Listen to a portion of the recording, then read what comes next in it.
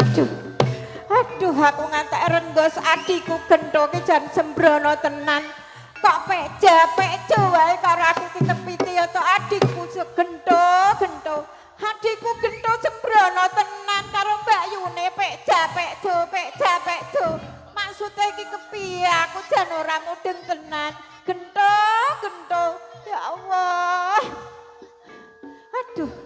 Aduh. Ngantek rengges tenan anggonku mlayu-mlayu dioyak-oyak adikku. Adikku gento tenan. Nyun pangapunten. Panjenengan menika sinten? Saking pundi badhe tidak pundi? Iki si takon karaku. Enje. Oh. Bloko Suto. Ning lan aja kaget ya iki. Boten. Iki aduh saka Trenggalek. Ya putra Kanjeng Rama Trenggalek. Iki Raden Subroto. Oh. Nyun pangapunten Raden.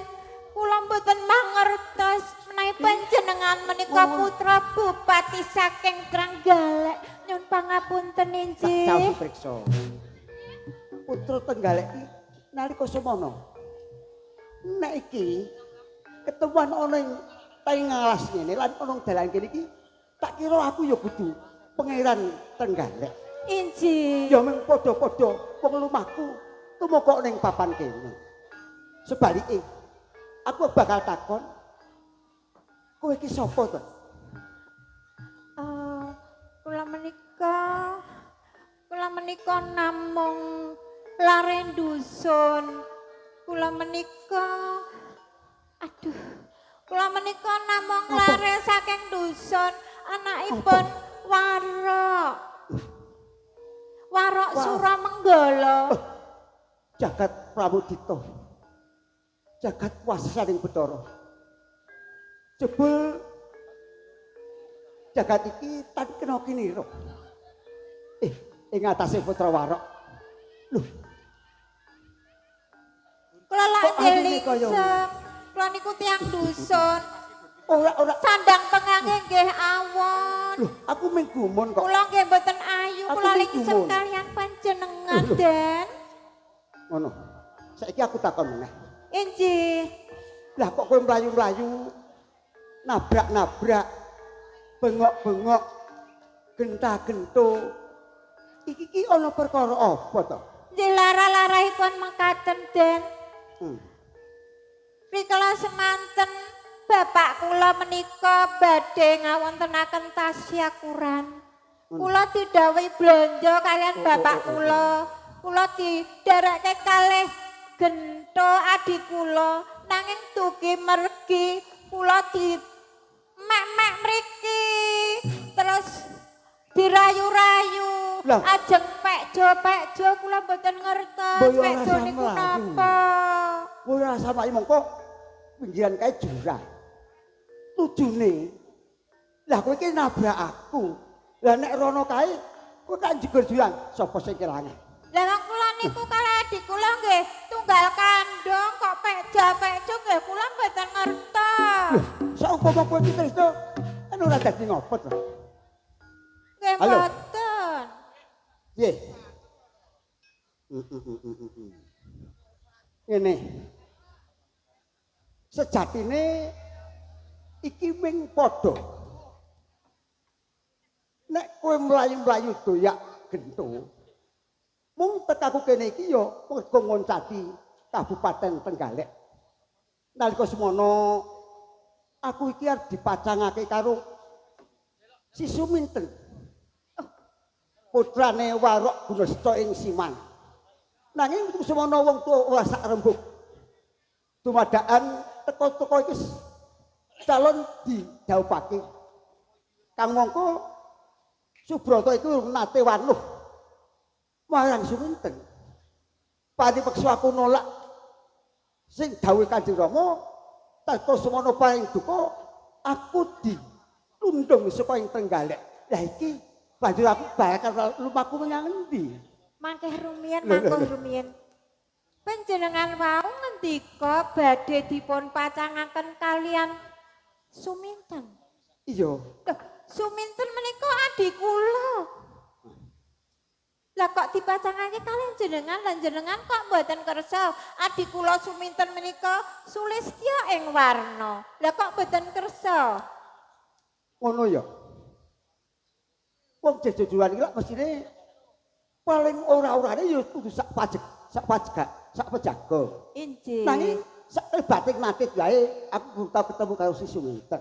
Lah, Suminten iki kaya ngapa? Lan sepira si Subrata iki gurung tau petuk? Apa teko aku kudu nanjuhake tresna? Lho.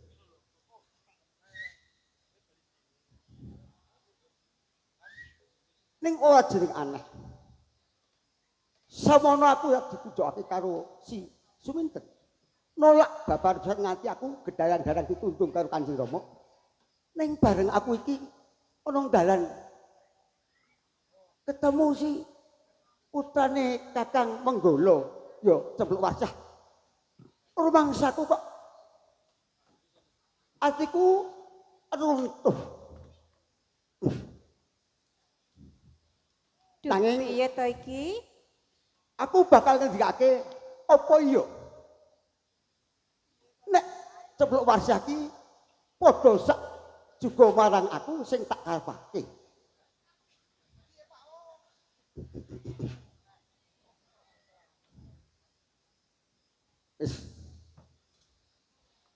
Iki aku rasane sak kadang saupama ndawa-ndawa tibaning kuwi padha wae. Injih. Piye? Kula lingsem Den. Oh iya.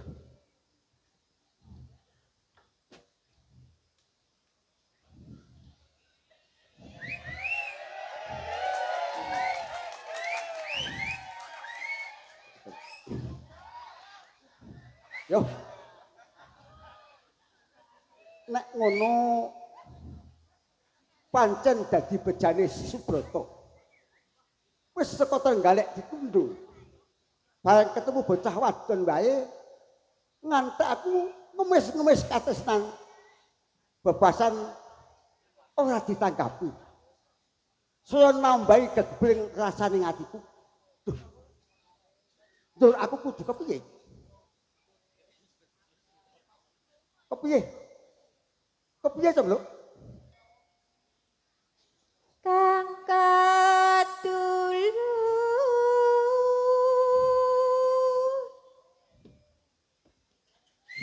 reranten melati malela katonton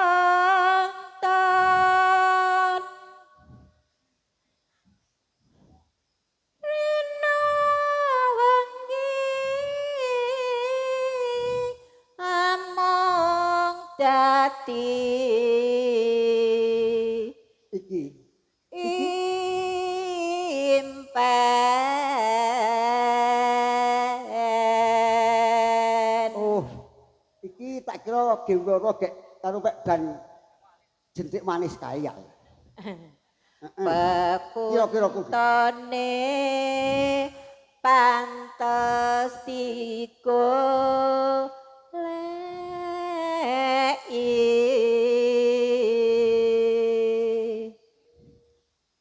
Dununge wong bagus ingkang waweh wuyung.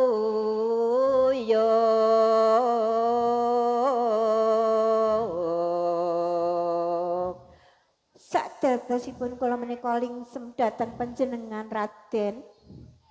Nanging kados pundi manah kula menika sakjroning kepanggihan wonten ing mriki rasipun boten kanten-kantenan Raden. Nek sajane iki ning tibane padha to iki. Napa injih? Oh iya. Oh, jeblane ning padha. Ning padha-padha wedine ngene to. Injih. Lah. Ya. Duh wong ayu.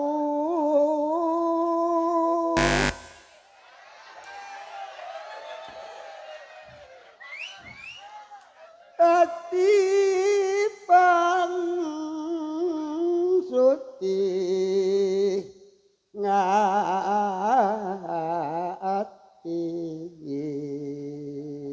Aduh, macet rasane atiku. Aja lelewah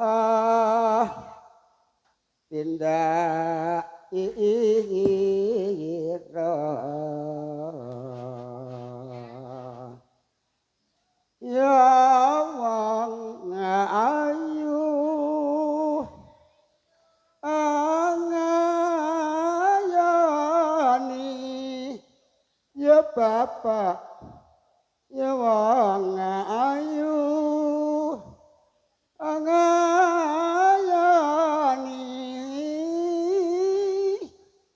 nginang rata wong lanang ki nawe apa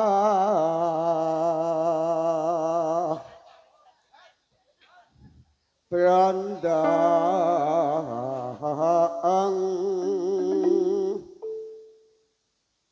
yo nyedak to. Kula lingsep kaliyan panjenengan Raden. Rewangi medeng-deng malah ngadoh. Ah. Brandang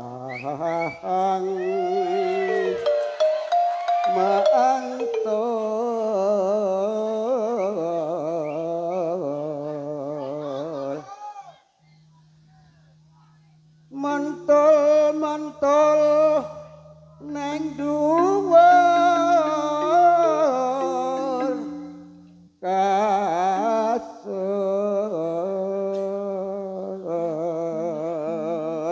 Lah nek sing mentul-mentul nang dhuwur kasur ki apa? Hah? Hah? Napa nggih? Hah? Dia Bro. Napa kula mboten mangertos Raden? Ora tanggap karo karepku to. Boten. Oh, tak enteni. Nek siramu ora tanggap karo iki pasemonku mau, ya berarti sabar kok. Ngenteni. Injih. Nah, saiki ngene. Iki tak bacotake. Kabeh iki mau wis padha nibake katresnan antarane aku kalawan siramu. Nanging wektu dina iki upama slira tak ajak kondur ing Trenggalek. Tak kira Trenggalek iki durung tentrem. Mesine Kanjeng Rama durung gelem nampa sak kondurku. Waleh-waleh apa? Injih Raden. Waleh-waleh apa? Cempluk. Kados pundi? Nek aku titip awak nang nggone desamu, nang wong tuamu, apa kira-kira wong tuamu lan sinamu ya semadya. Jaman saiki. Lah priagong kok arep nunut nang gone sing wedok iki kepiye ta iki? Lah, yo saiki aku kudu kok nang endi? Pokoke nang tengah sas kaya ngene. Raden, menawi bapak kula pikanto injih mboten napa-napa nanging menawi mboten ngeparengaken injih pripun mboten pareng. Abot iki. Abot bakal nggonku nyangkan parani. Mongko aku badan sak foto ora kanca ora rewang. Malah saiki nemu rewang luangane ora jamak. Yo kepiye aku? Hah? Napa monggo sareng-sareng. Lah kaya ngono. Entuk to? Nggih mangke menawi bapak kula ngeparengaken kula nggih sarujuk Raden. Ya sayo. Ora kesuwen ya. Sebab ngene. Mau ketemu wong dalan iki kok ora ana apa-apa. Aku ya selak. Wah. Upama to tak kandhake iki kira-kira ora merayogani. Wis, ngono wae yen. bakune sinau entuk aku saguh. Ngoh. Inggih, monggo kula dherekaken Raden, monggo monggo.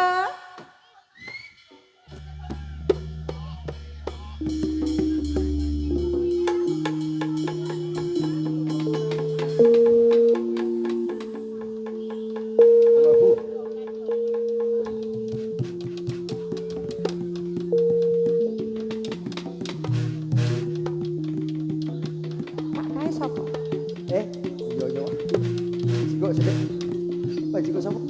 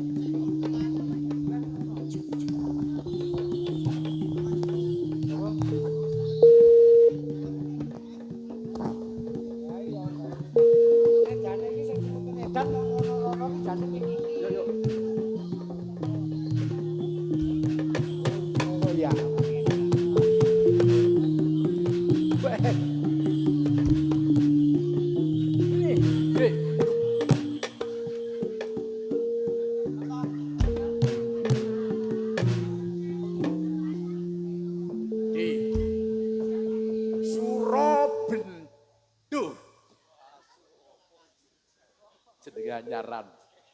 Wah, tenan Di. Ora ngira ning desa kene. Iki ketoprakan. Mbah Mudin nanggap ketoprak. Lakone Suminten Edian. Wah, Mudin tuwa ya sepetakilan deh. Tenan. Wah, tenan. Iki mau ngene Di. Aku wis gayeng wong aku ki wadoh saka Siman. Kon desa Siman rene. Wah, lah ngerti ku bintang tamune iki lurahe brongkol kari-kari putune iki masuk angin. Iki mau ngebel. Ngene Di. Sing penting kontene bolo-bolo iki. Wong Semarang. Ngene Di. Wong bejo-bejane wong ki ora kaya Warok Siman Guna Seco. Ing atase Pangeran ing Trenggalek. Subrata Bari iki njurang kemetu. Nek diceluk saka kono. Kuwi ternyata tresno karo anak wedok ya ponakmu si Suminten. Nanging sakwise Siman ki masang bregetipe janur kuning lan sak piturute kuwi dicabarake sing dadi serike Warok Guna Seco kuwi ya kuwi ing atase Adipating Trenggalek ora berbudi kowe sono. Aku krungu apa iki mau, Pak? Oh, ngene. Lah kok ora dituthuk? Iki bener apa ora, Pak? Coba makane. Kudune nuthuk bola-bali ana lek Budi Semarang ku ya. Tuthuke menang kae. Ora dituthuk, Lek. Iki mau krungu kepiye, Pak? Ngene, Nduk. Ngene, Pak. Suminten Cahayu. Iki ngene. Yo waleh-waleh nek nasibe bapakmu kuwi Warok Siman karo Lek Surabento saka Bedali. Lha iki lekmu yo gara-gara lekmu kuwi nasibe bapakmu ki klengerno. Lah tak rewangi aku ora mangan ora turu supaya nek ajate iso lancar. Ngene tak kandhani. Wis ora usah bingung pancen yen to jatuh kramane kowe kuwi dudu Pangeran Subroto. Golek wong gembongan ki akeh.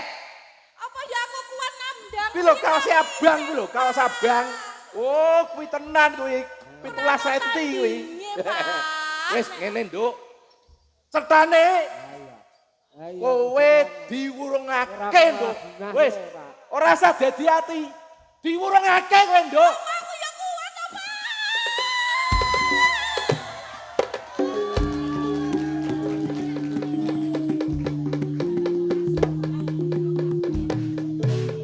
Nduk.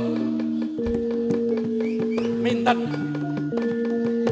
Wis pancen iki wis dadi jodhone Raden Subroto karo Cepluk.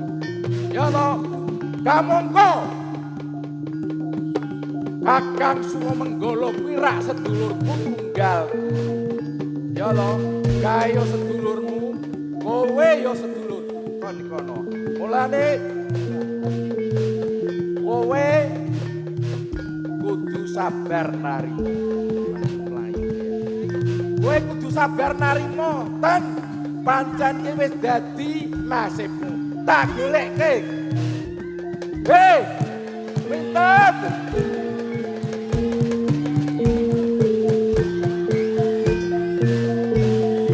Ten.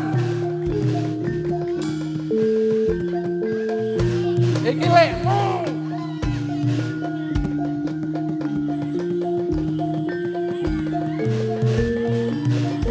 Hei, iki bapakmu.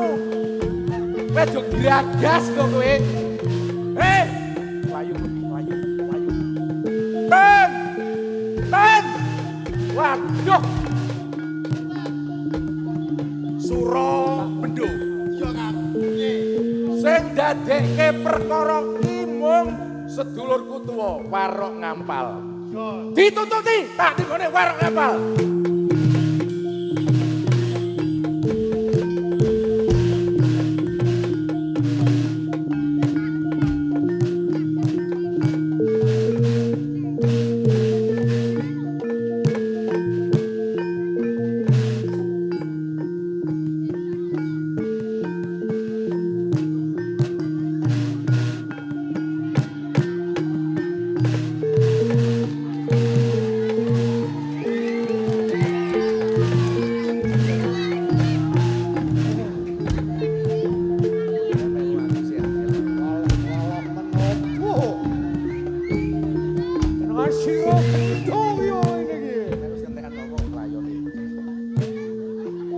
Dadi perange ngontran jebulane iki. Cetakon bangun dhisik. Seko Guno Wariseto. Oh, Arep mendem piye? najan to kaya ngopo tak kukuhi. Wis kadung kebacut. Waleh-waleh menapa?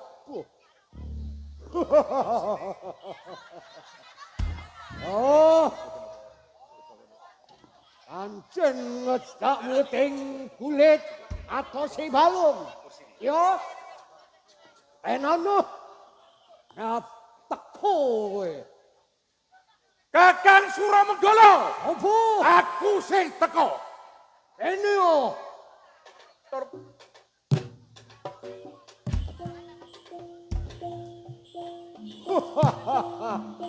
Kuwi kok marake sing dadi ontran-ontran.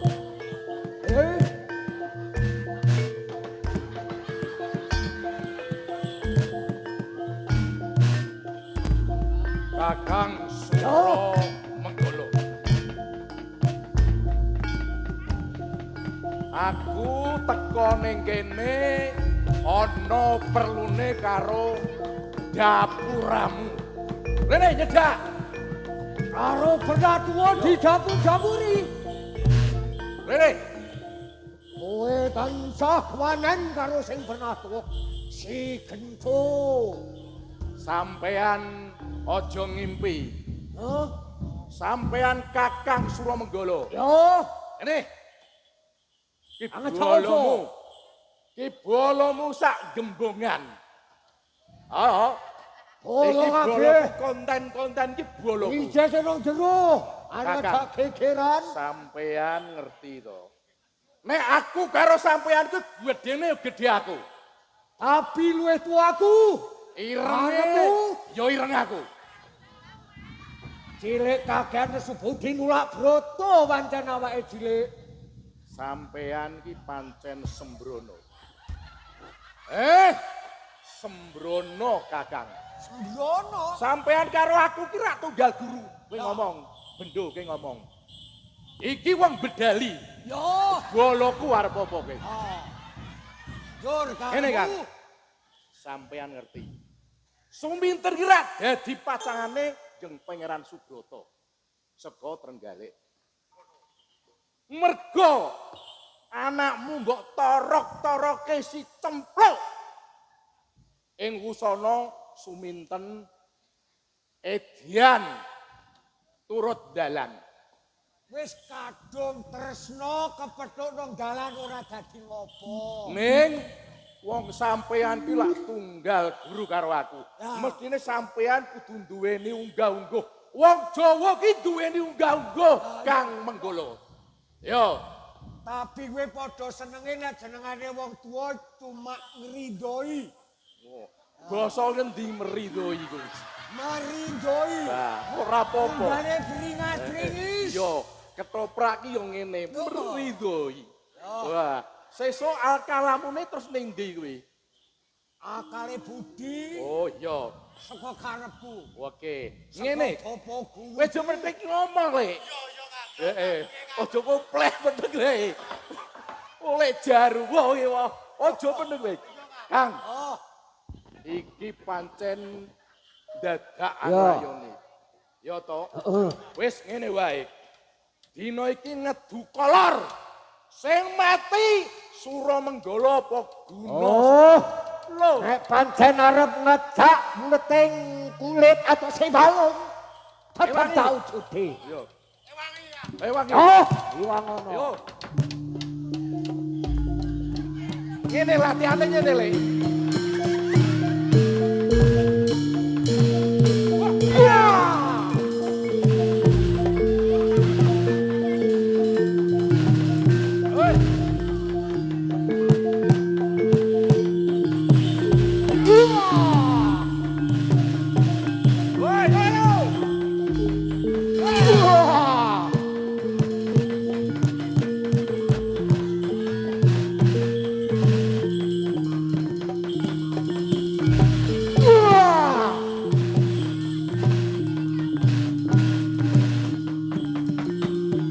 Iki nek kaya ngene ora ana bumi.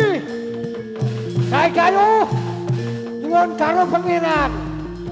Semedi, budi, kekuatan. Untuk asadanmu saka Bapak banyak ngamal.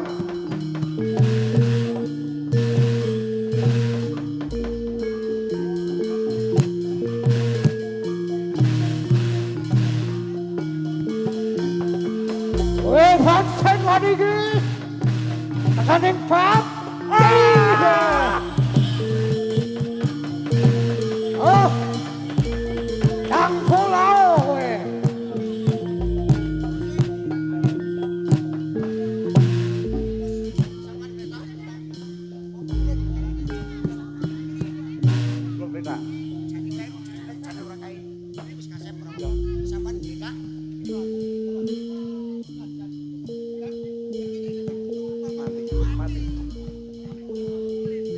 Aku matine keri. Mati. Mati ki ra kok mlayu. Lah wis ngerti ora gatekake. Mati ki ora entuk duwe meneh. Ngebaki jagat. Noh, nek mati ngebaki jagat. Anakku si sempluk barang ki ono ndi. Kok ora ono glibete. Oh. Golekane dicepluk.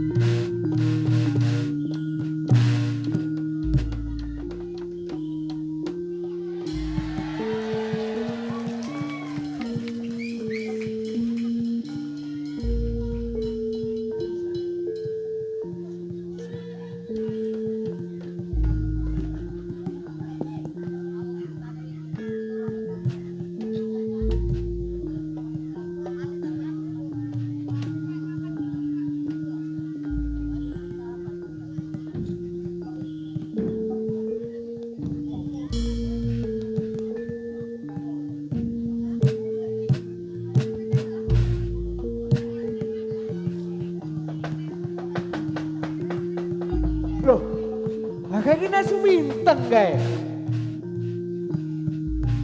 Waleh-waleh menapa tur dadi kaya ngono.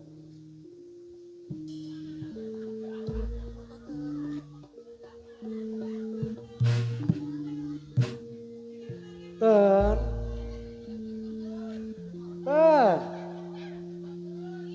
Kok dadi ngono kepiye, Ten?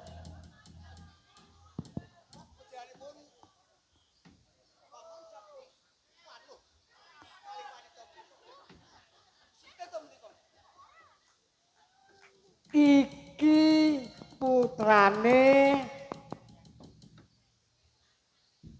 sing wis torto sing wis meninggal. Kok jur dadi kaya ngono si Suminten.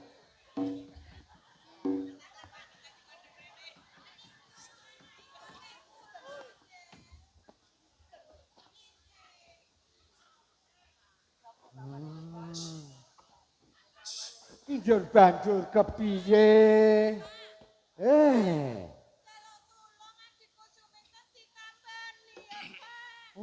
Nek pancen ngono. Yo, sepiro kadegdayane pancen iki saka pulahe bapakne sing wis seda yo.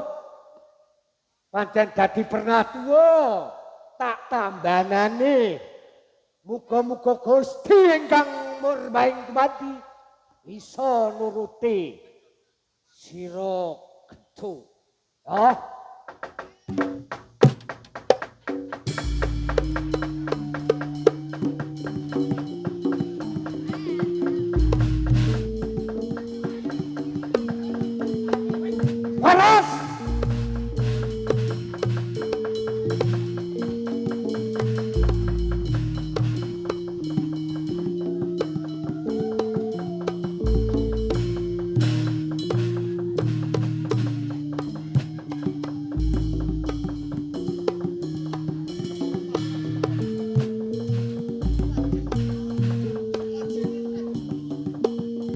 waleh-waleh menapa Dimas Subroto anggonipun nampi kewajiban kados mekaten pancen menungsa urip nang alam donya bejo cilaka sing lakoni menungsa urip wong kuwi ora liya tetep tanggung jawabmu.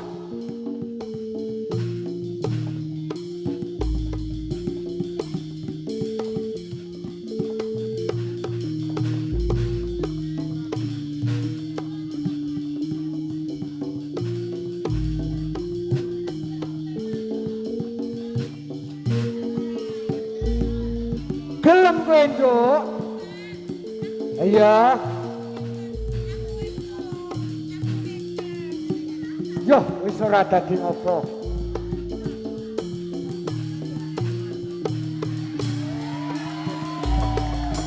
Ya.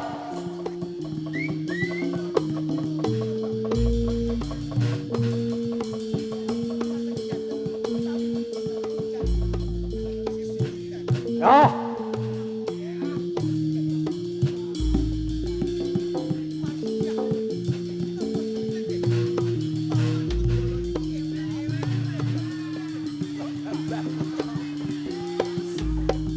Yo, dari pancen ngono, monggo panjenengane tanggung jawabmu.